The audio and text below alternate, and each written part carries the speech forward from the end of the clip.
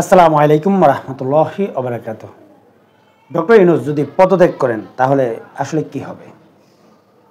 অনেকেই মনে করেন যে ডক্টর ইউনূস আসলে অভিনয় করছেন, তিনি আসলে পদত্যাগ করবেন না, কিন্তু আমি আসলে সেরকম মনে করছি না। বাস্তবিক অর্থে অনেক কিছু ভিতরে ভিতরে হচ্ছে, যেটা হয়তো আমরা অনুমান করতে পারছি, কিন্তু ভিতরের মূল সমস্যাটা হয়তো আমাদের সামনে আসতেছে না বা আমাদের সামনে আনা হচ্ছে না। এই বিগত ৮ মাসে যেভাবে বাংলাদেশ চলেছে, আসলে এটা কি ডক্টর ইউনূসের সাথে যায়? মানে ডক্টর ইউনূসের যে সম্মান, এই সম্মানের সাথে যায় কিনা, এটা একটু চিন্তা করলে আপনারা বুঝতে পারবেন। এছাড়া বর্তমান এমন একটা প্রেক্ষাপটে দাঁড়িয়ে রয়েছে বাংলাদেশ, যে ডক্টর ইউনূস যদি ব্যর্থ হয় তাহলে বাংলাদেশের যে কোনো অঘটন ঘটে যেতে পারে, যে কোনো কিছু করতে পারে। যদি আপনারা যদি এখনকার পরিস্থিতি যদি একটু পর্যালোচনা করার চেষ্টা করেন, তাহলে এটা বুঝতে পারবেন যে হঠাৎ করে আসলে রাজনীতির মাঠটা গরম করেছে কারা? বিএনপি। আর এতদিন পর্যন্ত এটাকে গরম রেখেছে এই এনসিপি এবং বিএনপির দ্বন্দ্বের কারণে কিন্তু আসলে বর্তমানে এই পরিস্থিতি। এখন এই অবস্থায় যদি সত্যিকার অর্থে যদি ডক্টর ইউনূস যদি পদত্যাগ করেন তাহলে কি হবে? আর সত্যি কি তিনি আসলে পদত্যাগ করবেন কিনা? আমি এটা মনে করি না যে ডক্টর ইউনূস আসলে নিজে থেকে আসলে পদত্যাগ করবেন বলে আমি মনে করি না। কারণ এই অবস্থায় যদি ডক্টর ইউনূস যদি মানে পদত্যাগ করেন, সব দায় দায়িত্ব বা যত অভিযোগ রয়েছে সব অভিযোগের তীর কিন্তু ডক্টর ইউনূসের দিকে যাবে, এমনকি সবচাইতে বেশি সমালোচিত হবেন ডক্টর ইউনূস। ডক্টর ইউনূস যে আবার স্বাভাবিকভাবে বা স্বাচ্ছন্দ্যে তিনি রাষ্ট্র পরিচালনা করতে পারছেন, আসলে সেরকম না। যেমন সেনাপ্রধান যে বক্তব্য দিয়েছে, এতে স্পষ্ট হয়ে যাচ্ছে যে ডক্টর ইউনূসের সাথে সেনাপ্রধানের আসলে ভালো সম্পর্ক যাচ্ছে না, বা সেনাপ্রধান ডক্টর ইউনূসের কার্যক্রমে সন্তুষ্ট না। তিনি আসলে ভিন্ন কিছু দেখাতে চান বা ভিন্ন কিছু ভাবতেছেন বা ভিন্ন কিছু করতেছেন, এটা স্পষ্ট। আবার এই সেনাপ্রধানের বক্তব্য এবং বিএনপির বক্তব্য আবার মিলে যাচ্ছে। মানে সেনাপ্রধান বিএনপির সুরে কথা বলতেছে বা বিএনপির পক্ষের শক্তি হিসেবে সেনাপ্রধানকে দেখা যাচ্ছে। মানে তিনি ডিসেম্বরের মধ্যেই নির্বাচন চান, যেটা বিএনপিও চাই। এখন প্রশ্ন হচ্ছে যে সেনাপ্রধান আসলে এটা করতে পারেন কিনা। সেনাপ্রধান এখন যেভাবে হাঁটতেছেন বা যে প্রক্রিয়ায় তিনি আসলে এই বিগত সময়গুলোতে বক্তব্য দিয়েছেন, আমার কেন জানি মনে হচ্ছে যে সেনাপ্রধানের কাছে আসলে রাস্তা দুটো বাকি আছে। একটা হচ্ছে বিএনপির সমর্থন নিয়ে সে তার অস্তিত্ব টিকিয়ে রাখবে, আর না হয় তিনি আসলে সেনা শাসন জারি করবেন, অথবা সেনাপ্রধান নিজেই পদত্যাগ করতে বাধ্য হবেন, অথবা তিনি গৃহবন্দী হয়ে যাবেন। এর কারণ হচ্ছে বিগত সময়গুলোতে সেনাপ্রধান যে বক্তব্য দিয়েছে, সেনাপ্রধান এই জাতীয় বক্তব্য দিতে পারে কিনা, এটা কিন্তু প্রশ্ন থেকে যায়। আর সেনাপ্রধানকে আসলে যে কোনোভাবে ফাঁসাতে চাইলে এই বক্তব্যগুলোই যথেষ্ট। এটা যদি আপনি একটু ভালোভাবে চিন্তা করেন তাহলে বুঝতে পারবেন যে সেনাপ্রধানের অধিকার কতটুকু রয়েছে, তিনি আসলে সেটা করতে পারেন কিনা। এখন ঘটনাকে আসলে আপনি যেভাবেই পর্যালোচনা করেন, আমি যেটা মনে করি যে সেনাপ্রধানের কাছে এই অপশন ছাড়া আর বিকল্প কোনো অপশন আছে বলে আমি মনে করি না। সবগুলো মিলিয়ে আসলে বাংলাদেশের রাজনীতি এখন ভিন্ন দিকে মোড় নিচ্ছে বা ভিন্ন দিকে চলে যাচ্ছে।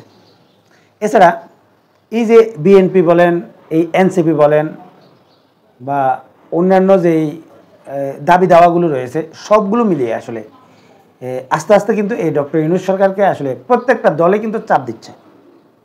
মানে এই ডক্টর ইউনূস কিন্তু নিজস্ব চিন্তায় নিজস্বভাবে আসলে কোনো কিছু করতে পারেন না। তিনি আসলে হয় ছাত্রদের দ্বারা প্রভাবিত হচ্ছেন, না হয় বিএনপি দ্বারা প্রভাবিত হচ্ছেন, না হয় সেনাবাহিনী দ্বারা প্রভাবিত হচ্ছেন। এখন তিনি যেটা বলেছেন যে তিনি আসলে স্বাচ্ছন্দ্যে কাজ করতে পারছেন না, এটা কিন্তু অবশ্যই সত্য। এখানে কেউ অস্বীকার করতে পারবেন না, এটা 100% সত্য যে তিনি আসলে নিজস্ব চিন্তায় কাজ করতে পারছে না, বা তার সরকার নিজস্ব চিন্তায় কাজ করতে পারছে না। মানে প্রত্যেকটা দিক থেকে আসলে চাপ রয়েছে। এখন এই অবস্থায় ডক্টর ইউনূস যদি আসলে সত্যি সত্যি তিনি রাগ করে থাকেন, বা অনেকেই আসলে দোষারোপ করে থাকেন ডক্টর ইউনূসকে যে তিনি ইচ্ছাকৃতভাবে কিছু নাটক তৈরি করেন এবং তার পরামর্শে সেই সব নাটকগুলো করিয়ে তিনি আবার এইসব আইনগুলো পাশ করেন, যেমন আওয়ামী লীগ নিষিদ্ধ সহ অনেকগুলো আইন। এখন সত্যি সত্যি যদি ডক্টর ইউনূস যদি আসলে এটা না নিজেই নাটকটা তৈরি না করে থাকেন এবং তার অনিচ্ছা সত্ত্বেও যদি আসলে দাবির মাধ্যমে আসলে এটা আদায় করে নেওয়া হয়, তাহলে সত্যি সত্যি ডক্টর ইউনূস পদত্যাগ করতে পারেন। আর যদি সেটা হয় তাহলে দুটা বিকল্প আমি দেখতেছি। একটা হচ্ছে ডক্টর ইউনূসের নেতৃত্বে জাতীয় সরকার তৈরি হওয়া, এই বর্তমান উপদেষ্টাদেরকে বাদ দিয়ে, আর না হয় সেনা শাসন জারি করা। এখন এই সেনা শাসন যদি জারি হয় বা বর্তমান প্রেক্ষাপটে সেনা শাসন জারি করা সম্ভব কিনা আসলে সেটা অবশ্যই আলোচনার দাবি রাখে। কিন্তু আমার যেটা মনে হচ্ছে যে যদি সত্যিকার অর্থে যদি সেনা শাসন জারি হয় বা সামরিক শাসন যদি জারি হয়, তাহলে সবচাইতে ক্ষতিগ্রস্ত হবে বিএনপি। এই যে বিগত ৮-৯ মাস যাবৎ বিএনপি নেতাকর্মীরা যা কিছু করেছে, এমনকি এই যে সেনাবাহিনীদেরকে যখন ম্যাজিস্ট্রেট পাওয়ার দেওয়ার পরেও তারা কোনো কাজ করতে না পারা বা কাজ না করা, মানে সেনাবাহিনীদের হাতে কিন্তু মোটামুটি একটা ভালো ধারণা রয়েছে কাকে ধরতে হবে, কাকে কি করতে হবে, কারা কারা আসলে কি করেছে, এই লিস্টটা কিন্তু সেনাবাহিনীর কাছে আছে। আর সত্যিকার অর্থে যদি সেনা শাসন জারি হয় তাহলে বিএনপি প্রায় অস্তিত্বহীন হয়ে পড়তে পারে। আর আমি মনে করি যে যদি সেনা শাসন জারি হয় তাহলে সবচাইতে বেশি ক্ষতিগ্রস্ত হবে বিএনপি, আর সবচাইতে বেশি লাভবান হবে আওয়ামী লীগ। তো আমার যেটা মনে হচ্ছে যে বাংলাদেশে আসলে যেই পরিস্থিতি চলতেছে, আসলে ভিন্ন দিকে আসলে বাংলাদেশের রাজনীতি মোড় নিচ্ছে। আর সত্যিকার অর্থে এই এনসিপির নেতারা এবং বিএনপির নেতারা একটু ভাবা উচিত, আপনারা যেগুলো করছেন একটু ভেবে দেখুন তো আসলে সঠিক কাজ করছেন কিনা। আর শুধুমাত্র নির্বাচন করছেন। আমার কেন জানি মনে হয় যে বিএনপি এই অবস্থায় বাংলাদেশের দায়িত্ব নেওয়ার পর তারা সঠিকভাবে জনগণকে খুশি করে রাষ্ট্র পরিচালনা করতে পারবে কিনা আমার সন্দেহ রয়েছে, অনেক সন্দেহ রয়েছে।